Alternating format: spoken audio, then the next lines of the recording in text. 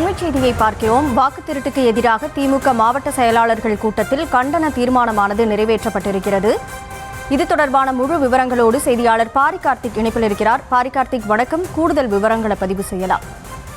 வணக்கம். திமுக தலைவரும் தமிழ்நாடு முதலமைச்சருமான திரு மு க ஸ்டாலின் அவர்கள் தலைமையில் திமுகவுடைய மாவட்ட செயலாளர் கூட்டம் அண்ணா அறிவாலயத்தில் தற்போது நடைபெற்று வருகிறது.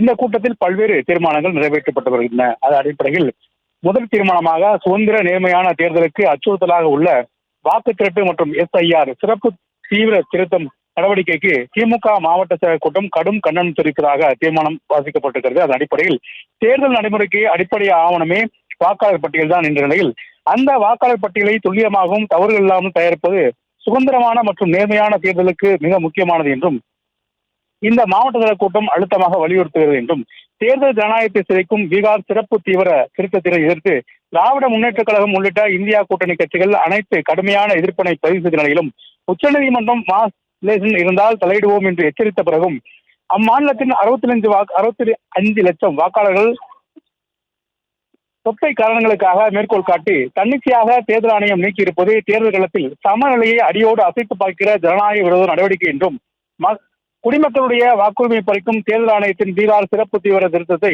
அதாவது SIR எதிர்த்தும் அகில இந்திய அளவில் தேர்தல் ஆணையத்தின் துணை கொண்டு தேர்தல் களத்தில் பாஜக வாக்கு திரட்டை எதிர்த்தும் தேர்தல் ஆணையம் வரை பேரணி சென்ற காங்கிரஸ் இளம் தலைவர் ராகுல் காந்தி உள்ளிட்ட இந்திய கூட்டணி MPகளை தடுத்து நிறுத்தி அவர்கள் மீது FIR பதிவு செய்து கைது செய்யப்பட்ட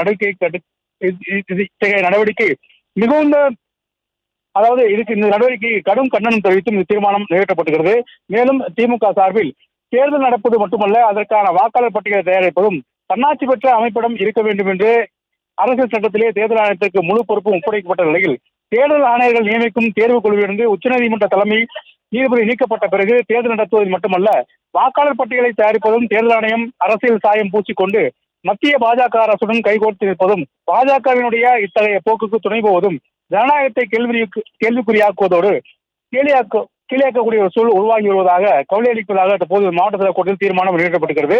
மேலும் இந்திய ஜனநாயகத்தை ஏற்பட்டுள்ள இத்தகைய சாதாரண சூழலை எதிர்த்து நாடாளுமன்றத்திலும் வெளியிலும் கடுமையாக எதிர்ப்பை குரல் கொடுத்து வரும் ஜனநாயக பாதுகாவலர் திரு திமுக தலைவர் ஆணைக்கிணங்க திமுக அரசினுடைய இந்த 5 நாடாளுமன்ற உறுப்பினர்கள் கடந்த வாரம் இந்திய தேர்தல் ஆணையத்தை சந்தித்து இது தொடர்பாக நீக்குதல் மற்றும் BLO மற்றும் BLA ஆகிய ஒருங்கிணைப்பு பிராந்திய மற்றும் உள்ளூர் மொழிகளில் தொகுப்பு கையேடு வழங்குதல் உள்ளிட்ட பல்வேறு விஷயங்களை சுட்டிக்காட்டி இந்த தீர்மானம் நிறைவேற்றப்பட்டு மேலும் இது தொடர்பாக நேர்மையான முறையில் வாக்காளர் பட்டியலை சரி செய்து உறுதிப்படுத்தும் பணியை தேர்தல் ஆணையம் நிறைவேற்ற வேண்டும் என்றும் இந்த கூட்டத்தில் தீர்மானம் நிறைவேற்றப்பட்டிருக்கிறது.